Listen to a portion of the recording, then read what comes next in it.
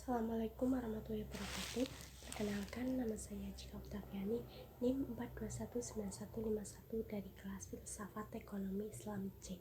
Di sini saya akan sedikit menjelaskan jawaban guna untuk memenuhi tugas UTS mata kuliah Filsafat Ekonomi Islam. Langsung saja soal yang pertama, yaitu bagaimana Anda menjelaskan mengenai Tauhid sebagai fondasi ekonomi Islam?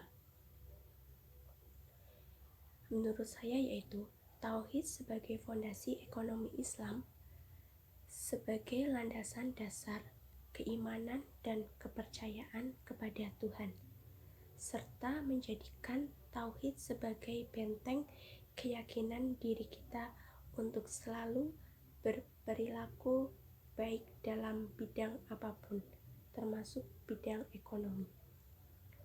Tauhidlah sebagai prinsip pertama tata ekonomi yang menciptakan negara sejahtera pertama.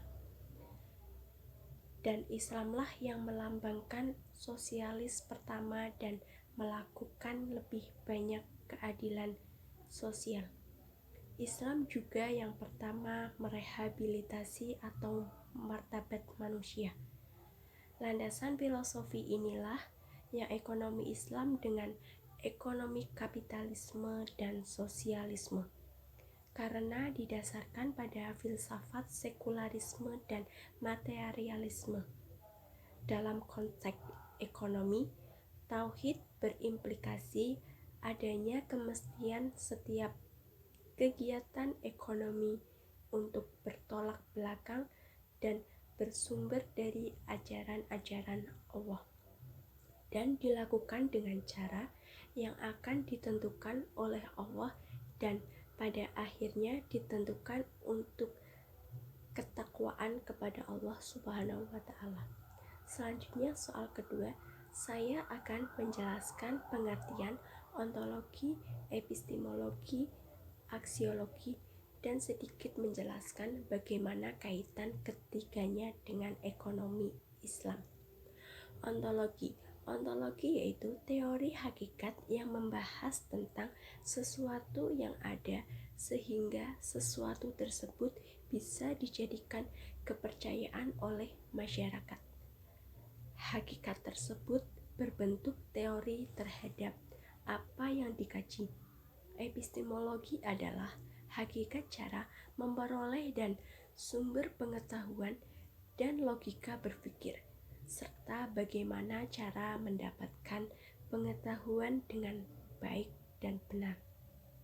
Aksiologi adalah orientasi atau nilai kehidupan, bagaimana harus hidup dan bertindak, melahirkan etika dan estetika, serta teori tentang nilai kegunaan ilmu. Kaitannya dalam ekonomi Islam yaitu ada dua.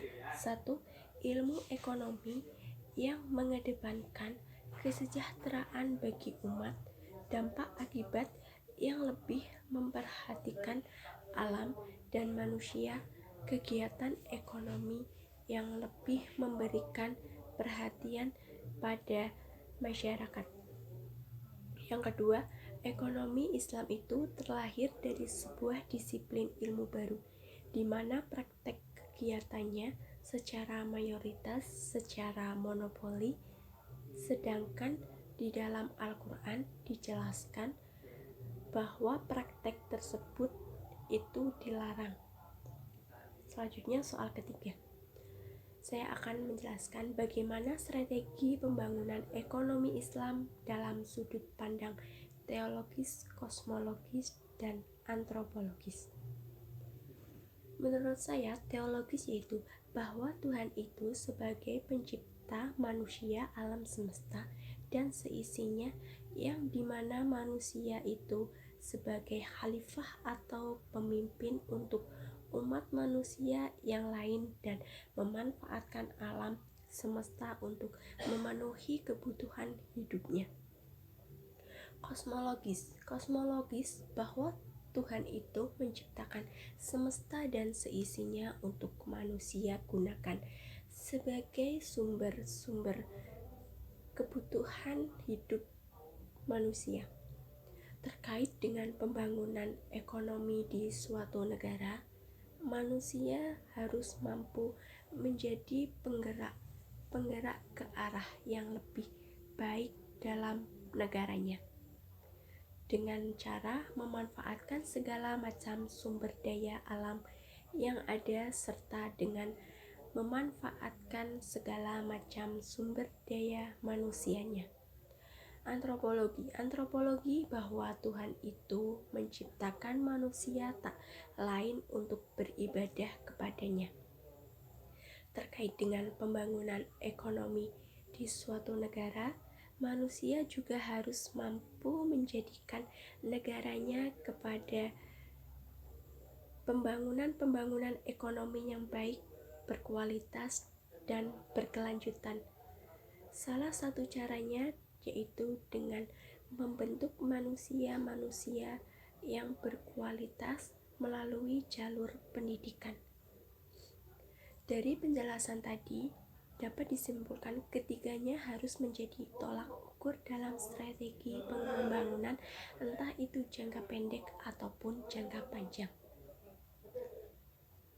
Beruntungnya dengan Tuhan, dengan melaksanakan pertumbuhan ekonomi, kegiatan yang dilaksanakan atau dicanangkan ataupun kegiatan dalam perekonomian tidak mengandung unsur yang diharamkan. Perihal alam pun sama. Efek yang dihasilkan dari proses produksi harus memperhatikan amdal dan dalam perspektif manusia pun dalam hakikatnya sebuah cara ataupun strategi pembangunan ekonomi. Dengan memanfaatkan alam tapi tidak secara berlebihan dan tetap mengedepankan teologi di dalam aspek ketuhanan.